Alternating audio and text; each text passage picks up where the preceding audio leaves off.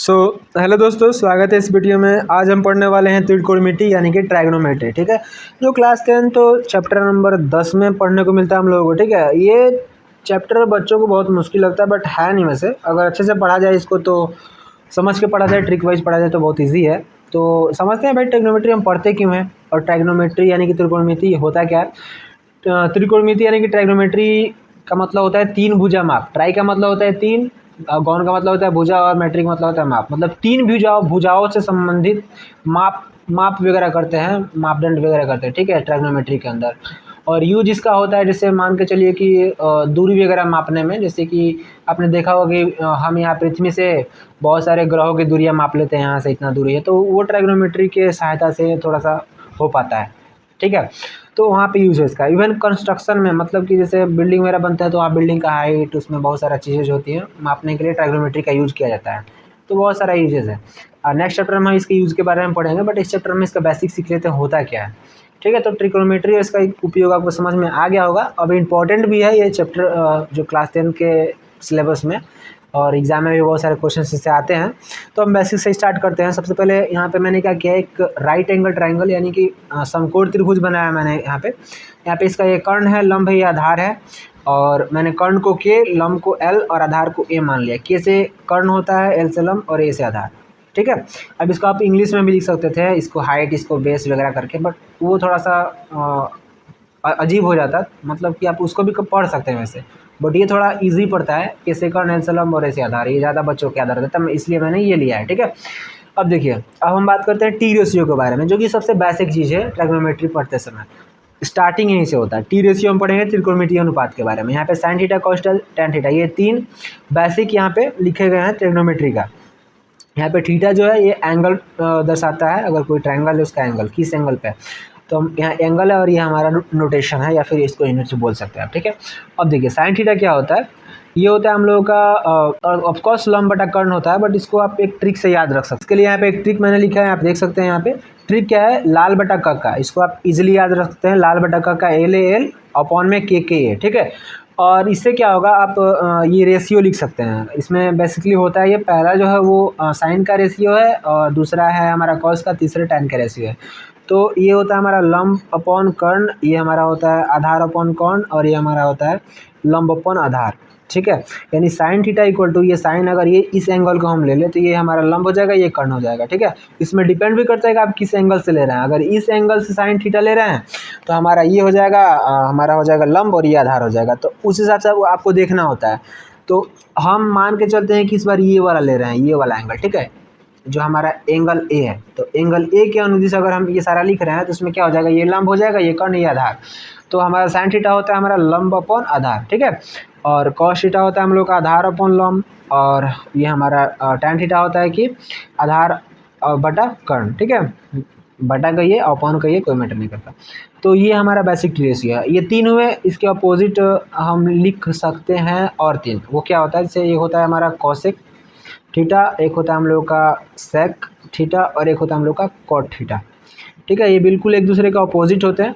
तो cosec theta अगर लिखना है तो साइन का उल्टा कर दीजिए, जो कि होता है हम लोग का कर्ण अपॉन लंब, इसका बिल्कुल मैंने उल्टा कर दिया।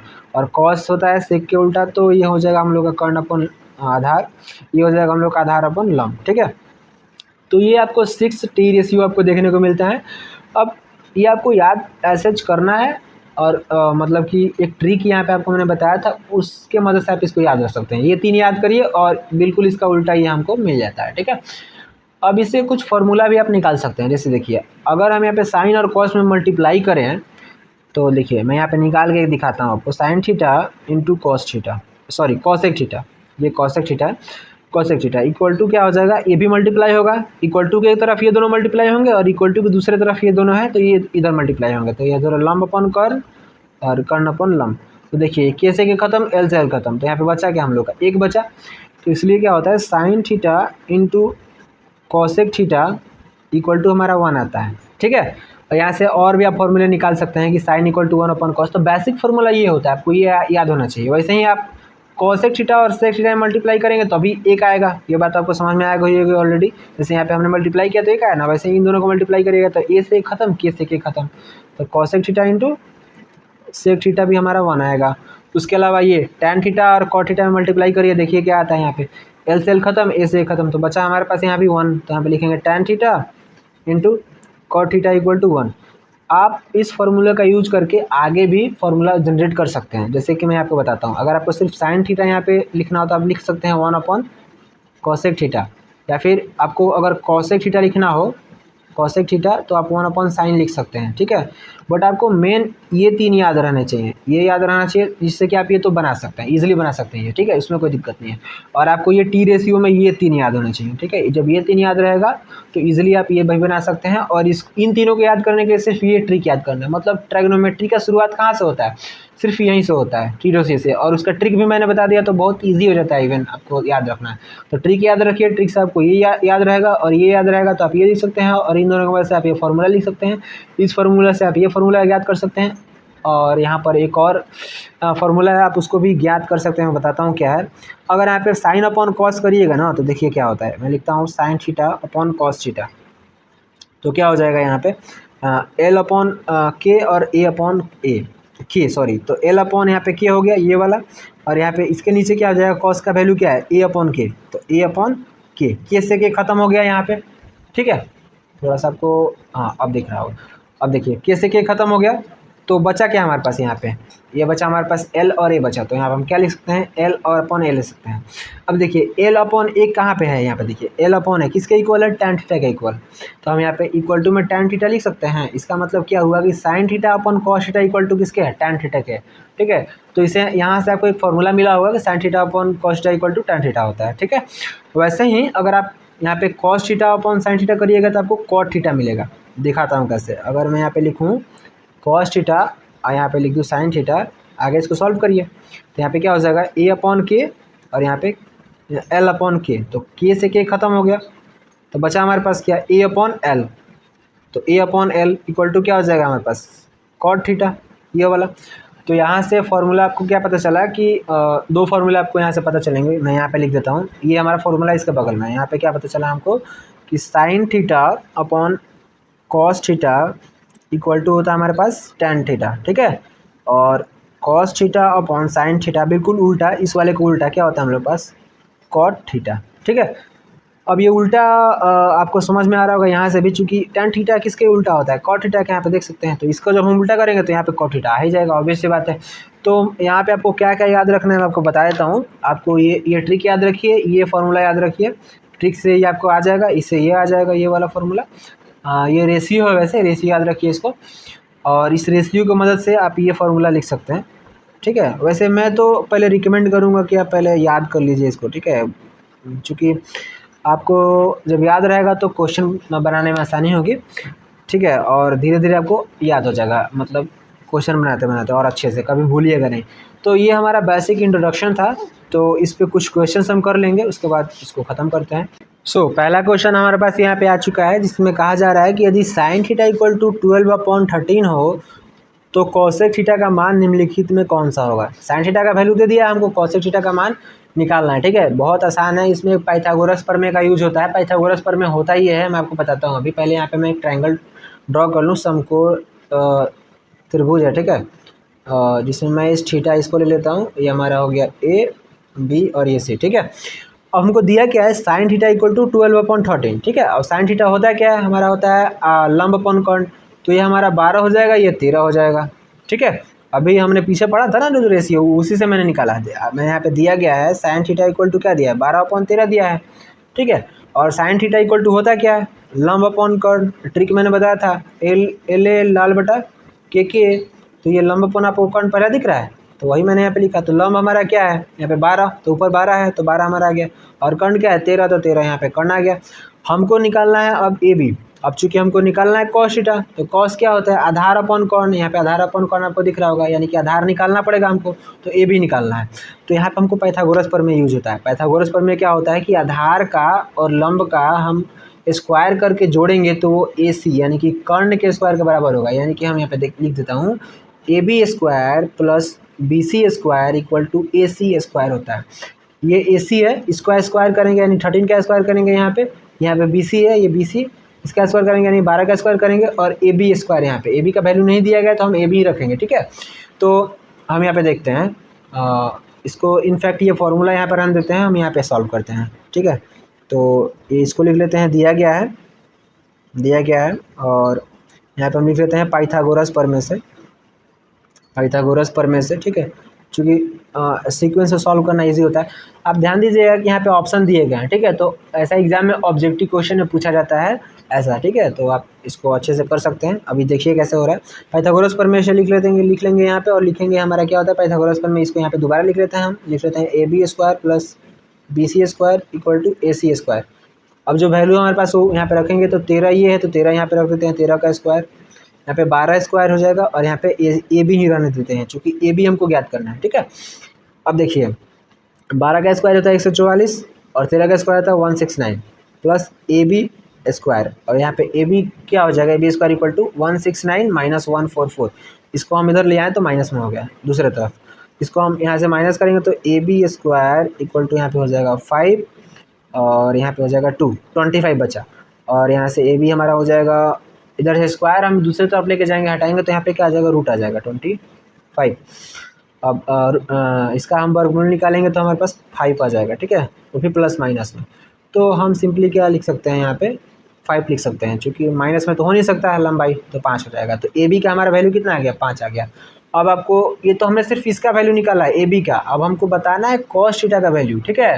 तो मैं यहाँ पे लिख देता हूँ कॉस थीटा इक्वल टू क्या होता है, आधार अपॉन कर्ण। यहाँ पे देख लीजिए ट्रिक में, इसको आप लिख लीजिएगा, जब भी कंफ्यूजन होगा तो आसानी रहेगा। आधार अपॉन कर्ण, आधार हमारा कितना आ गया, 5 आ गया, तो ऊपर 5 हो जाएगा, और कर्ण कितना हमारा 13 है, तो 5/13। तो 5/13 इसमें देखिए कहाँ पे, ये रहा हमारा, तो हमारा ये सही आंसर है, ठीक है। तो इस तरीके से एग्जाम में आप इजीली सब चीज़ को सॉल्व कर सकते हैं। अब सोचिए, आप ये भी देख रहे होंगे कि भाई एक ऑब्जेक्टिव क्वेश्चन सॉल्व करने के लिए इतना लिखना पड़ रहा है, नहीं, इतना नहीं लिखना पड़ेगा। जब आप धीरे धीरे प्रैक्टिस करिएगा ना, तो आपको ऐसा ही दीजिएगा, इधर 12 इधर 13 है तो इधर 5 होगा, आपको बिना ये सॉल्व किए पता चल जाएगा। तो आपको ये भी पता होगा कि मैथ में क्या होता है, जितना प्रैक्टिस करिएगा उतना आप एक्सपर्ट बनते जाइएगा। तो मैं तो कहूँगा कि इतना सॉल्व करिए ट्राइगोनोमेट्री से कि आपको डर नहीं लगे, बिल्कुल आप मास्टर बन जाए इसमें, ठीक है। तो प्रैक्टिस जितना करिएगा उतना आएगा, तो इतना सॉल्व नहीं करना पड़ेगा, सिंपली आप देख के बता दीजिएगा कि 5/13 इसका आंसर होगा, आपको ये याद रहेगा, और यहाँ पे आपको ऑटोमेटिक पता चल जाएगा, ठीक है। तो यहाँ पे हमारे पास दूसरा नंबर क्वेश्चन है। यहाँ पे बोला गया है कि यदि cot थीटा इक्वल टू 7/8, तो यहाँ पे 2 क्वेश्चन है जिसका हमको वैल्यू निकालना है, ठीक है। इसका हमको मान ज्ञात करना है। यहाँ पे लिख लेता हूँ मान ज्ञात करना है, मान ज्ञात करें। तो सबसे पहले हम क्या करेंगे कि सारा वैल्यू निकालेंगे। अब सारा वैल्यू निकालने का जो मैं अभी कह रहा हूँ, उसका मतलब ये है कि हमको cot थीटा का वैल्यू दिया गया है, और हमारे पास ट्रिक क्या था, लाल बटा कक्का KKA। अब देखिए यहाँ पे कॉट दिया गया है, और कॉट किसका उल्टा होता है, tan का उल्टा होता है। तो यहाँ पे देखिए tan का वैल्यू क्या है, L/A है ना।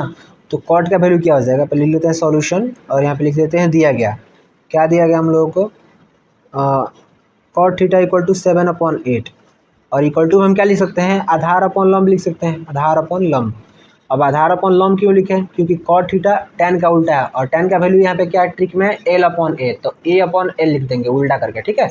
आई होप ये आपको समझ में आया, ठीक है। तो cot थीटा इक्वल टू ये वैल्यू आ गया, तो आधार और लंब हमको मिल गया। आधार क्या है 7 है, और लंब हमारे पास क्या है 8 है, ठीक है। और हमको कर्ण ज्ञात करना है, तो लिख लेते हैं ये A, ये B और ये C हमको निकालना है ये। तो पाइथागोरस पर आपको ऑलरेडी पता है, तो लिखेंगे पाइथागोरस प्रमेय से, ठीक है। तो उसमें क्या हो जाएगा, इन दोनों को हम स्क्वायर करके ऐड करेंगे तो हमको मिल जाएगा। तो लिखेंगे AC² इक्वल टू 8² प्लस 7², ठीक है। तो AC इक्वल टू क्या हो जाएगा, √8 64 हो जाएगा, और 7 में 7 से मल्टीप्लाई करेंगे तो 49 हो जाएगा, ठीक है। इन दोनों को ऐड करिए, सॉरी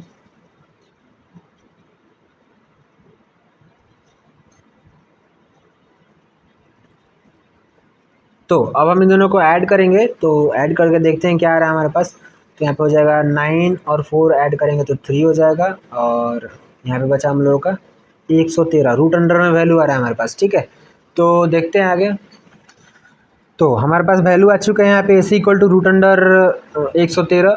अब हम इस वैल्यू का यूज करके पहले तो हम साइन का वैल्यू लिखेंगे, फिर कॉस का, क्योंकि इस क्वेश्चन को सॉल्व करने के लिए हमको साइन और कॉस का वैल्यू चाहिए, ठीक है। तो यहाँ पे साइन थीटा इक्वल टू होता है हमारे पास एल अपॉन के, और कॉस थीटा इक्वल टू होता है हमारे पास ए अपॉन के। यहाँ पे देखिए एल अपॉन के, ए अपॉन के, ये साइन का वैल्यू होता है कॉस का, फिर टेन का, ये आपको रट जाना है, ठीक है। तो sine theta equal to L upon K होता है। यहाँ पे एल का वैल्यू हमारे पास आ चुका है √113, ठीक है। तो एल हम यहाँ पे लिख लेते हैं √113 अपॉन के का वैल्यू क्या है हमारे पास, सॉरी ये लंब है ना, तो ऊपर हमारे पास 8 आ जाएगा और नीचे हमारे पास √113 आ जाएगा, और यहाँ पे आधार है 7 और फिर कर्ण 113, ठीक है। अब देखिए पहला नंबर क्वेश्चन को देखते हैं। यहाँ पे क्या है, इसमें 1 प्लस साइन थीटा, एक आपको फॉर्मूला याद होना चाहिए, जिससे होता है हमारे पास a plus B into A minus B. तो हमारे पास क्या होता है, A square minus B square होता है। इस फॉर्मूले का इतना लिख सकते हैं। तो यहाँ पर देखिए ये a है, ये b है, तो a plus B, A minus B, तो हम यहाँ पे इसको लिख सकते हैं A square minus sine theta का स्क्वायर, ठीक है। नीचे भी वही लिख सकते हैं हम लोग, A square minus cos square theta, ठीक है। अब यहाँ पे देखिए 1 हो जाएगा, यहाँ पे हो जाएगा हम लोग का साइन स्क्वायर थीटा, और नीचे हमारे पास क्या क्या हो जाएगा 1 माइनस कॉस स्क्वायर थीटा। अब साइन का वैल्यू हमने ले लिया है, यहाँ पे देखिए साइन यहाँ पे है 8 अपॉन √113, तो यहाँ पे 1 माइनस 8 अपॉन √113 का स्क्वायर कर देंगे, चूँकि स्क्वायर है, और नीचे 1 माइनस 7 अपॉन √113 का होल स्क्वायर। इसको सॉल्व करेंगे तो यहाँ पे हो जाएगा 1 माइनस 64 अपॉन 113, और यहाँ पे हो जाएगा 1 माइनस 49 अपॉन 113। इसको फर्दर सॉल्व करेंगे तो यहाँ पे हो जाएगा 113 माइनस 64 अपॉन 113, यहाँ पे हो जाएगा 113 माइनस 49 अपॉन 113। मैंने कुछ नहीं किया, यहाँ पे लघुत्तम बनाया, मतलब लघुत्तम क्या, लघुत्तम लेके मैंने बटा पर का घटाव बनाया है, ठीक है। यहाँ पे ये ख़त्म हो जाएगा क्योंकि दोनों नीचे है, और इसको हम माइनस करेंगे सिंपली, तो यहाँ पे तो जब माइनस करेंगे तो हमारे पास आ जाएगा 49 अपॉन 64, ठीक है। तो हमने तो यहाँ पे वैल्यू निकाल लिया इसका, ये जो हमारा पहला सवाल था इसका वैल्यू हमारे पास आया 49 अपॉन 64। तो अब हम बात करते हैं ये दूसरा number question cot square theta के ऊपर। तो ये तो बहुत आसान है, ये तो यहीं से निकल जाएगा। यहाँ पे देखिए कॉट स्क्वायर थीटा है, तो हम क्या लिख सकते हैं, cot theta into cot theta, ठीक है। या फिर आप कॉट थीटा का वैल्यू लिखिए, होल स्क्वायर भी कर दीजिएगा, कोई मैटर नहीं करता, ठीक है। यहाँ पे लिखिए कॉट थीटा का वैल्यू जो कि हमारे पास 7/8 है, 7/8 इंटू 7/8 मल्टीप्लाई करिएगा तो 49 और यहाँ पे 64। तो दोनों का वैल्यू यहाँ पे सेम ही आया है, कोई दिक्कत नहीं है। मतलब यहाँ पे देखिए पहला क्वेश्चन का भी वैल्यू 49/64, दूसरे क्वेश्चन का भी आंसर जो हमारे पास आया वैल्यू 49/64। तो इस तरीके से आप कोई भी सवाल दिया गया हो आप बेसिक कैलकुलेशन करके निकाल सकते हैं वैल्यू, ठीक है। तो आई होप आपको ये वीडियो समझ में आया होगा, इसमें जो टॉपिक मैंने पढ़ाया।